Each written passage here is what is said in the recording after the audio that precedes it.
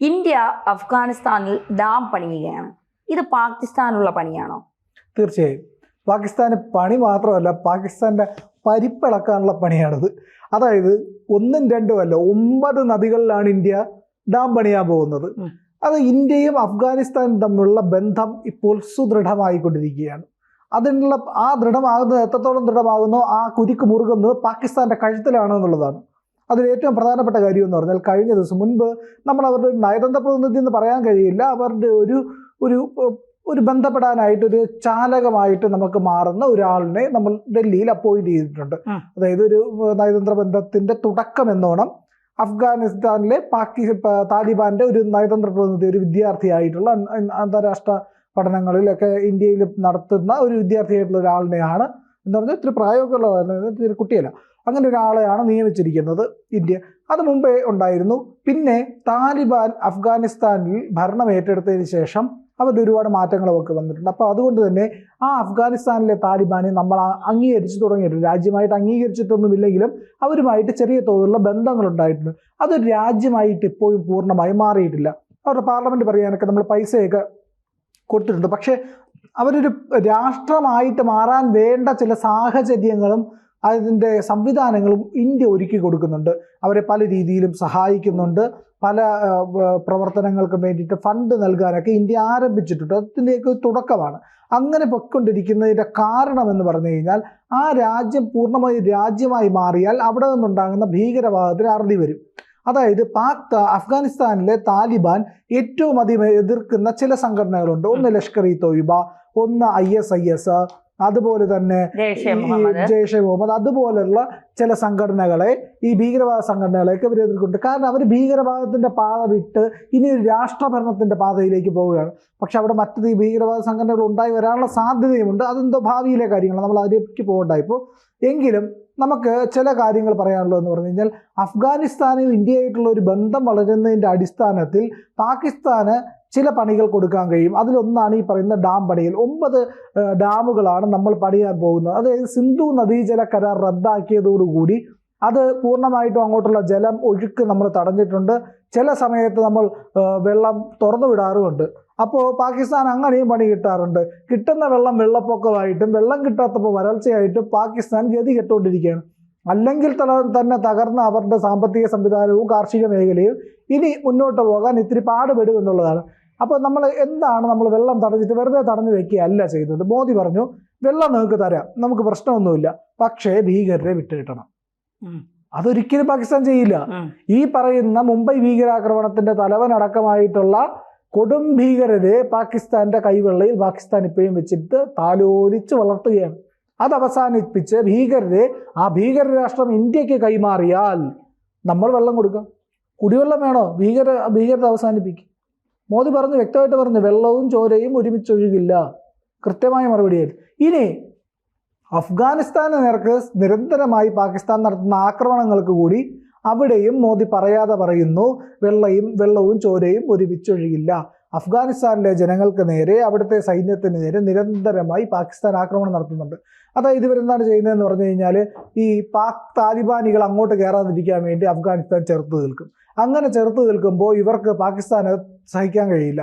അങ്ങനെ പാകിസ്ഥാൻ അവിടുന്ന് സൈന്യത്തെ വിട്ടിട്ട് അഫ്ഗാനിസ്ഥാനെ അടിക്കാമെന്ന് വിചാരിച്ചു. സൈന്യത്തെ വിട്ടപ്പോഴത്തേക്കും നല്ല ഒന്നാം തരം താലിബാനികളുള്ള അഫ്ഗാനിസ്ഥാൻ പടപടയെന്ന് അടിച്ച് 10 ദൂരണത്തിനെ കൊന്നു പാകിസ്ഥാനിൽ. ഇതോടുകൂടി എന്ത് ചെയ്തു എന്ന് പറഞ്ഞു കഴിഞ്ഞാൽ, പാകിസ്ഥാൻ എയർ സ്ട്രൈക്ക് നടത്തി. അതായത് വ്യോമാക്രമണം നടത്തി. അവിടെ അഫ്ഗാനിസ്ഥാൻ്റെ കയ്യിലതൊന്നുമില്ല. വ്യോമാക്രമണം നടത്തിയാൽ പ്രതിരോധിക്കാനുള്ള സംവിധാനമൊന്നും അഫ്ഗാന്റെ കയ്യിലില്ല എന്നുള്ളത് കൊണ്ട് അവർക്ക് അതിൽ പിടിച്ചേക്കാൻ പറ്റില്ല. ഒരുപാട് നാശനഷ്ടങ്ങളൊക്കെ ഉണ്ടായി. പക്ഷേ ഈ സിന്ധു നദീജല കരാർ റദ്ദാക്കിയതിന് പിന്നാലെ പാകിസ്ഥാന് ആ വെള്ളം കിട്ടുന്ന അഫ്ഗാനിസ്ഥാനിൽ നിന്നുള്ള നദികളെ കൂടി തടയുന്നതോടെ പാകിസ്ഥാന് വലിയ അടിയാണ് നേരിടാൻ പോകുന്നത്. പ്രധാന നദികളിലെല്ലാം തന്നെ നമ്മൾ ഡാം നിർമ്മിക്കുന്നുണ്ട്. $236 ദശലക്ഷം വാഗ്ദാനം ചെയ്തുകൊണ്ടാണ് നമ്മളവിടെ ഡാം പണിയുന്നത്. ഇത് ഡാം പണിയാനായിട്ട് ഒരുപാട് വർഷമൊന്നും എടുക്കില്ല. 3 വർഷം കൊണ്ട് ഡാം പണി പൂർത്തിയാക്കാനാണ് ഇന്ത്യയുടെ നീക്കം. അഫ്ഗാനിസ്ഥാനിലെ 9 നദികളാണ് പ്രധാനമായിട്ടും ഈ പറയുന്ന പാകിസ്ഥാനിലേക്ക് ജലം കൊണ്ടുപോകുന്ന നദികൾ. ഇതിനെല്ലാമാണ് ഇന്ത്യ തടയാൻ പോകുന്നത്. തടഞ്ഞു കഴിഞ്ഞാൽ അഫ്ഗാനിസ്ഥാൻ, നമ്മുടെ നിലപാടൊന്നുമല്ല, അഫ്ഗാനിസ്ഥാൻ കുറച്ചുകൂടെ കടുപ്പിച്ച നിലപാടാണ് പാകിസ്ഥാനെതിരെ. വെള്ളം തുള്ളി പോലും കൊടുക്കില്ല. അവന്മാരെ മൊത്തം കൊണ്ടുവന്ന് അഫ്ഗാനിസ്ഥാന്റെ ഈ പറയുന്ന മരുവൽക്കരിക്കപ്പെട്ടിരിക്കുന്ന പ്രദേശം മുഴുവൻ ഫലഭൂയിഷ്ടമാക്കുമെന്നുള്ള കാര്യത്തിൽ യാതൊരു സംശയമില്ല. എസ് ജയശങ്കർ അവരുടെ വിദേശകാര്യമന്ത്രിയുമായിട്ട് ചർച്ച നടത്തിയിട്ടുണ്ട്. അപ്പോൾ 3 വർഷത്തിനുള്ളിൽ ഡാം പൂർണ്ണമായിട്ടും പണിയാനുള്ള ഒരു തീരുമാനമാണ് നമ്മൾ എടുത്തിരിക്കുന്നത്. കാബൂൾ റിവർ, ഗോമൽ റിവർ, കുർറാം റിവർ, അതായത് ചിത്രാൽ എന്ന് അറിയപ്പെടുന്ന കുർറാം റിവർ, ഈ ഇത്രയും നദികളിൽ ആദ്യഘട്ടമായിട്ട് നമ്മൾ ഡാമുകൾ പണിയും. ബാക്കി ഡാമുകളും ഉടനെ തന്നെ, ഇതെല്ലാം ഏതാണ്ട് 3 വർഷത്തിനുള്ളിൽ കംപ്ലീറ്റ് ആയിട്ട് പൂർത്തിയാക്കാൻ പറ്റും. അതെല്ലാം അവിടെ കമ്മീഷൻ ചെയ്യപ്പെടും. അങ്ങനെ വരുന്നതോടുകൂടി തന്നെ ഈ മേഖലയിൽ പാകിസ്ഥാന് വലിയ പ്രശ്നങ്ങളുണ്ടാവും. പ്രശ്നം ഉണ്ടാകുക മാത്രമല്ല, നിലവിൽ ബലൂചിസ്ഥാൻ ഈ പറയുന്ന അഫ്ഗാനിസ്ഥാന്റെ അതിർത്തി പങ്കിടുന്നുണ്ട്. ബലൂചിസ്ഥാനിലേക്ക് നിരവധിയായിട്ടുള്ള ആയുധങ്ങൾ നൽകിക്കൊണ്ട് അഫ്ഗാനിസ്ഥാൻ പിന്തുണ കൊടുക്കുന്നുണ്ട് ബലൂചിസ്ഥാനികൾക്ക്. ബലൂചിസ്ഥാൻ സ്വതന്ത്രമാവണമെന്നുള്ളത് അഫ്ഗാനിസ്ഥാന്റെ കൂടി ഒരു ആവശ്യമാണ്. ബലൂചിസ്ഥാനും സിന്ധും സ്വതന്ത്രമായി കഴിഞ്ഞാൽ പാകിസ്ഥാനെ മറികടന്ന് ഇന്ത്യയിലേക്ക് എത്താമെന്നുള്ളതും അഫ്ഗാനിസ്ഥാന്റെ ഒരു പ്രധാനപ്പെട്ട കാര്യമാണ്. പലതും ഇന്ത്യയായിട്ടുള്ള ഇപ്പോൾ നയതന്ത്ര ബന്ധം തുടങ്ങിയില്ലെങ്കിൽ ആദ്യഘട്ടം എന്നുള്ള നിലയ്ക്ക് അവർ വിസ അനുവദിക്കാനും കൂടുതൽ ഫണ്ടുകൾ നൽകാനും ഒക്കെ അഫ്ഗാനിസ്ഥാനോട് ആവശ്യപ്പെടുന്നുണ്ട്. അതുപോലെ തന്നെ നമ്മുടെ POK മേഖല സ്വതന്ത്രമായി കഴിഞ്ഞാൽ POKയിൽ നിന്ന് അഫ്ഗാനിസ്ഥാനിലേക്ക് മറ്റൊരു വാതിൽ കൊടുക്കുന്നുണ്ട്. നമ്മൾക്കുള്ള ഗുണമെന്ന് പറഞ്ഞു കഴിഞ്ഞാൽ അഫ്ഗാനിസ്ഥാൻ മറ്റൊരു ഭീകരാഷ്ട്രമായിട്ട് മാറില്ല എന്നുള്ളതും ഈ പറയുന്ന പാകിസ്ഥാൻ എന്ന് പറയുന്ന രാജ്യത്തിനെ നിയന്ത്രിക്കാനായി അഫ്ഗാനിസ്ഥാനെ കൊണ്ട് ഉപയോഗിക്കാൻ നമുക്ക് കഴിയുമെന്നുള്ളതാണ്. പിന്നെ മറ്റൊരു പ്രധാനപ്പെട്ട കാര്യം, അഫ്ഗാനിസ്ഥാൻ വഴി സെൻട്രൽ ഏഷ്യയിലേക്ക് കരമാർഗം നമുക്കൊരു പാത തുറന്നു കിട്ടുന്നു എന്നുള്ളതാണ്. അതായത് നേരത്തെ പാകിസ്ഥാനെ കടന്നു പോയാലേ നമുക്ക് സെൻട്രൽ ഏഷ്യയിലേക്ക് പോകാൻ കഴിയുള്ളൂ, അവിടെ ബ്ലോക്ക് ചെയ്തിരിക്കുക പാകിസ്ഥാൻ. പക്ഷേ ഇപ്പോൾ അഫ്ഗാനിസ്ഥാനുമായി ഒരു പാത തുറന്നു കിട്ടുന്നതോടുകൂടി ഈ സിന്ധും ബലൂചിസ്ഥാനും ഓപ്പണായി സ്വതന്ത്ര രാഷ്ട്രമായി കഴിഞ്ഞാൽ വലിയ സാധ്യതയാണ് തുറക്കുന്നത്. ഈ POK അടക്കമുള്ള മേഖലയും അതിനോട് ചേർന്ന് കിടക്കുന്ന അഫ്ഗാന്റെ മേഖലയിലേക്കും കടന്നു ചെല്ലാനായിട്ട് ഇന്ത്യക്ക് കഴിഞ്ഞാൽ ഇന്ത്യക്ക് വലിയ നേട്ടമാണ് സെൻട്രൽ ഏഷ്യ ആക്സസിന് വേണ്ടിയിട്ട്. പിന്നെ മറ്റൊരു കാര്യം പ്രധാനപ്പെട്ടത്, അഫ്ഗാനിസ്ഥാനും പാകിസ്ഥാനും തമ്മിൽ നിലനിൽക്കുന്ന ഈ പ്രശ്നങ്ങളിൽ അഫ്ഗാനിസ്ഥാൻ ഒരു പോംവഴി ഉണ്ടാക്കുകയും പാകിസ്ഥാൻ ഒരു പോംവഴി ഉണ്ടാക്കി അഫ്ഗാനിസ്ഥാനിലേക്ക് നുഴഞ്ഞു കയറുകയാണെങ്കിൽ അവിടെ പാകിസ്ഥാന്റെ ഇഷ്ടത്തിനുള്ള രീതിയിലേക്ക് അവിടുത്തെ പ്രവർത്തനങ്ങളെ മാറ്റാൻ പറ്റും. അങ്ങനെ മാറ്റിയാൽ അത് ഇന്ത്യക്ക് തിരിച്ചടിയാകും. ആ തിരിച്ചടിയാകുന്ന പ്രവൃത്തി അഫ്ഗാനിസ്ഥാനെ ഒരു ഭീകര രാഷ്ട്രമാക്കി മാറ്റി അവരുടെ ആയുധങ്ങൾ ഉപയോഗിച്ച് ഇന്ത്യയെ ഉപദ്രവിക്കാൻ പാകിസ്ഥാൻ ശ്രമിക്കുക. അതിനെ മുൻകൂട്ടി കണ്ടുകൊണ്ടാണ് ഇന്ത്യ അഫ്ഗാനിസ്ഥാനുമായി നല്ല ബന്ധം പുലർത്തുന്നത്. അത് പാകിസ്ഥാന് വലിയ തിരിച്ചടിയാകും, യാതൊരു സംശയവുമില്ല. പാകിസ്ഥാന്റെ പഞ്ചാബ് മേഖലയിൽ സിന്ധു നദി കഴിഞ്ഞാൽ പിന്നെ ജലത്തിൻ്റെ ഒഴുക്ക് വളരെ ദൂരത്തു നിന്നാണെങ്കിലും എത്തുന്നത് ഈ അഫ്ഗാൻ മേഖലയിൽ നിന്നാണ്. അതിന് മുകളിലുള്ള മേഖലകൾക്ക് മുഴുവൻ ജലം കിട്ടുന്നതും കാർഷിക പ്രവൃത്തിക്കും പഷ്തൂനിസ്ഥാൻ അടക്കമുള്ള മേഖലകളിലേക്കൊക്കെ ജലം എത്തുന്നത് ഈ പറയുന്ന ഖൈബർ പഷ്തൂൺ മേഖലയിലൊക്കെ ജലം എത്തുന്നത് ഈ പറയുന്ന നദികളിൽ നിന്നാണ്, അഫ്ഗാനിസ്ഥാനിൽ നിന്നുള്ള നദികളിൽ നിന്നാണ്. അങ്ങനെ വരുമ്പോൾ പാകിസ്ഥാന് പല ഘട്ടത്തിലും പിടിച്ചു നിൽക്കാൻ കഴിയാതെ വരും. ജലലഭ്യത എന്ന് പറയുന്നത് പാകിസ്ഥാന് കിട്ടാക്കനിയാകും. അത് സ്വപ്നം മാത്രമായി അവശേഷിക്കുമ്പോൾ പിന്നെ മുന്നോട്ട് എങ്ങനെ പോകും എന്നുള്ളൊരു ചോദ്യം വരും. അവിടെയാണ് ഇന്ത്യയുടെ യഥാർത്ഥ വിജയം ഒളിച്ചിരിക്കുന്നത്.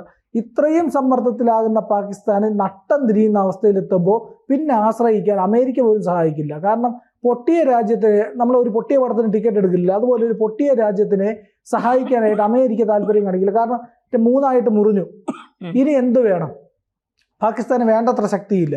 പിന്നെ പാകിസ്ഥാനെ സഹായിക്കണമെന്നുള്ളത് അമേരിക്ക ഒന്നുകൂടി ചിന്തിക്കും. അങ്ങനെ വരുമ്പോൾ പാകിസ്ഥാന് പിന്നെ ഇന്ത്യയെ ഡിപ്പെൻഡ് ചെയ്യേണ്ടി വരും. ഇന്ത്യയെ ഡിപ്പെൻഡ് ചെയ്ത് ചൈനയെ സഹായിക്കില്ല. ചൈനയ്ക്കും അമേരിക്കയ്ക്കും വ്യാപാര താല്പര്യങ്ങൾക്കപ്പുറത്ത് ഈ പറയുന്ന ഒരു നേട്ടവും ഇല്ലാത്ത പാകിസ്ഥാന് പൈസ കൊടുത്തിട്ട് ഒന്നും ഇല്ല എന്നുള്ളത് വെടിക്കോപ്പ് കൊടുത്ത് പറ്റിച്ചാൽ നമുക്കറിയാമല്ലോ ചൈന.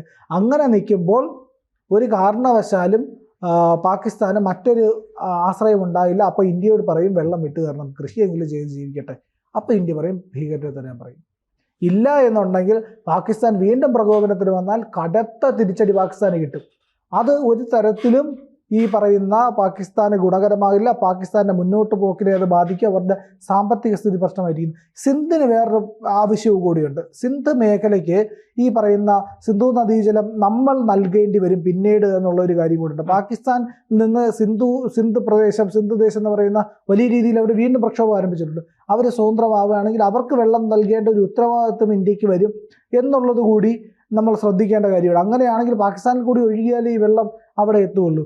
പക്ഷേ അതിനു മുൻപ് പാകിസ്ഥാൻ്റെ കാര്യത്തിൽ ഒരു തീരുമാനമാകുമെന്നുള്ളതാണ് നിലവിൽ ഈ പറയുന്ന അന്താരാഷ്ട്ര തലത്തിലുള്ള ആൾക്കാരെല്ലാം ചിന്തിക്കുന്ന ഒരു കാര്യം, അവർ കണക്കുകൂട്ടുന്ന കാര്യം, ആ പാകിസ്ഥാൻ 3ആയിട്ട് വിഭജിക്കേണ്ടി വരും.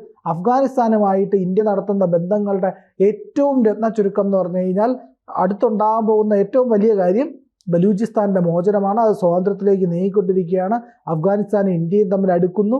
ബലൂച്ച് ഒരു സ്വതന്ത്രമായ രാഷ്ട്രമാകുന്നതോടുകൂടി പാകിസ്ഥാന്റെ ഭീകരപ്രവർത്തനങ്ങളിൽ വലിയ തോതിൽ ഉള്ള പ്രവർത്തനങ്ങളെ ഇല്ലാതാക്കാൻ കഴിയും. അങ്ങനെ വരുമ്പോൾ പാകിസ്ഥാൻ പൂർണ്ണമായിട്ടും കുരുക്കിൽപ്പെടും.